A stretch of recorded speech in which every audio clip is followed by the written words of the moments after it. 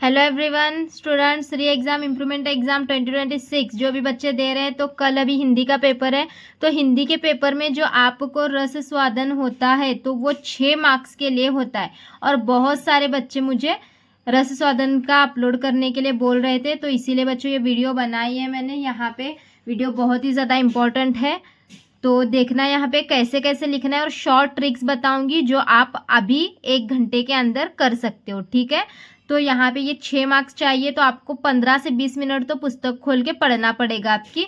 तो रस स्वादन के अंदर देखो यहाँ पे प्रश्न क्या होता है, निम्नलिखित मुद्दों के आधार पर नवनिर्माण कविता का रस स्वादन कीजिए। ठीक है, ये एक क्वेश्चन होता है। या फिर अथवा, इसको ही अथवा बसंत और सावन ऋतु जीवन के सौंदर्य का अनुभव कराती हैं, इस कथन के आधार पर लोकगीत कविता का रस स्वादन कीजिए। यानी कि रस स्वादन आपको टोटली 6 मार्क्स के लिए होता है। अभी करना कैसे है वो मैं बताती हूँ। तो देखो स्टूडेंट्स, यहाँ पे रस स्वादन के अंदर आपको करना क्या क्या होता है, 7 पॉइंट आपको लिखना है। सबसे पहले तो रचना का शीर्षक, तो यहाँ पे ये लोकगीत कविता ऑलरेडी वो नाम देते हैं वही आपको लिखना है, लेकिन यहाँ पे क्या डालना है, रचना का शीर्षक। तो यहाँ पे देते हैं देखो इस तरीके से, रचना का नाम, पसंद की पंक्तियां, पसंद के कारण, कविता के केंद्रीय कल्पना। तो ये चीजें आपको याद रखना है। तो अब इसके लिए आप स्टडी कैसे करोगे, सबसे पहले यहाँ पे रचना का शीर्षक क्या है, लोकगीत, रचनाकार इसमें नहीं है तो इसको डैश करेंगे। ठीक है, कविता की केंद्रीय कल्पना, कविता का मेन उद्देश्य क्या है, कविता के अंदर क्या बताया गया है, ये हमें मालूम होना चाहिए।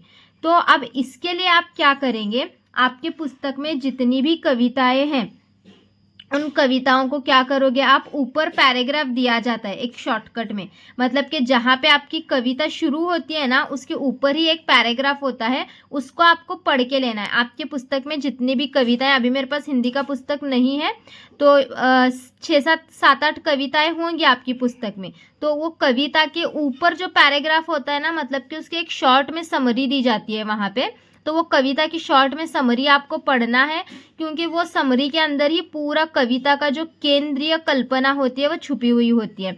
तो ये आपको पता ही होगा, मतलब कि यहाँ पे रचना का शीर्षक मतलब कविता का नाम डालना है, रचनाकार मतलब के पोएट का नाम लिखते हैं ना हम, जिसने कविता लिखी है तो उसका नाम यहाँ पे आएगा।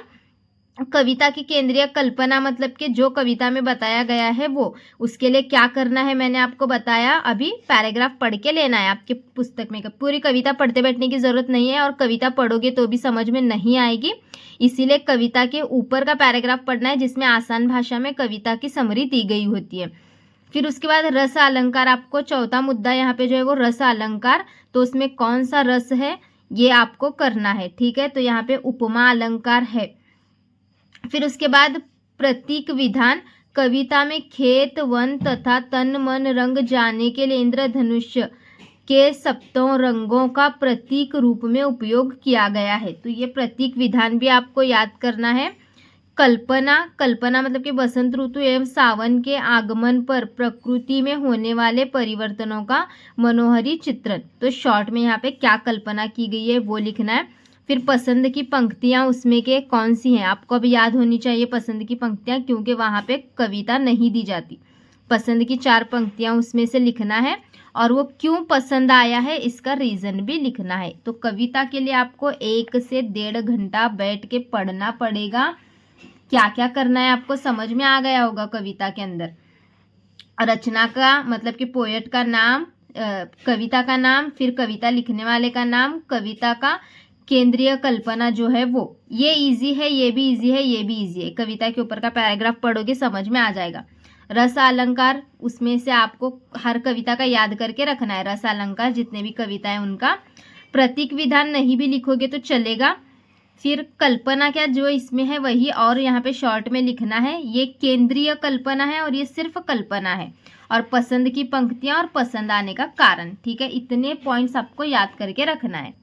यहाँ पे देखो और एक कविता है जो कि कनुप्रिया, तो कनुप्रिया में रचना का शीर्षक यानी कि नाम क्या है, कनुप्रिया। रचनाकार कौन है, डॉक्टर धर्मवीर भारती। फिर कविता का केंद्रीय कल्पना क्या है, कविता के अंदर राधा और कृष्ण के तन्मयता के क्षणों के परिप्रेक्ष्य की, इसको आसान भाषा में आप लिख सकते हो। तो इनके परिप्रेक्ष्य में कृष्ण को महाभारत युद्ध के महानायक के रूप में तोला गया है, तो ये आप लिख सकते हो। कविता का आपको मेन कल्पना मतलब वहाँ पे आप समरी पढ़ के लो, जो समझ में आता है वो यहाँ पे आप लिख सकते हो। रस अलंकार इसमें कुछ नहीं है इसलिए यहाँ पे नहीं लिखना है। प्रतीक विधान या आप स्किप कर सकते हो, कोई यहाँ पे कंपल्शन नहीं है। कल्पना आपको लिखना है। फिर पसंद की पंक्तियाँ और कविता के वो पंक्तियाँ पसंद आने का कारण। ठीक है बच्चों, तो इस तरीके से मैंने यहाँ पे एग्जाम्पल्स आपको 2 एग्जाम्पल समझाई है। तो आप जो है आपके पेपर में आपको कौन कविताएं जो है, मैं यहाँ पे गद्य और पद्य, तो यहाँ पे टोटल गद्य और पद्य मिला के जो है ना यहाँ पे 12 है। 12 में से आपको जो भी पद्य वहाँ पे आपकी पुस्तक के अंदर दिए गए, मतलब कि ये कनुप्रिया, फिर उसके बाद जो है लोकगीत, नवनिर्माण, तो ये जो है ना आपको इसका रस स्वादन करना है। तो जो जो भी मैंने बताया वो आप याद रखो और उस तरीके से करो। ठीक है, तो बच्चों ये सारी कविताएं कर लो। नवनिर्माण, फिर उसके बाद बसंत और सावन ऋतु जीवन के सौंदर्य का अनुभव कराती है, इस कथन है यहाँ पे।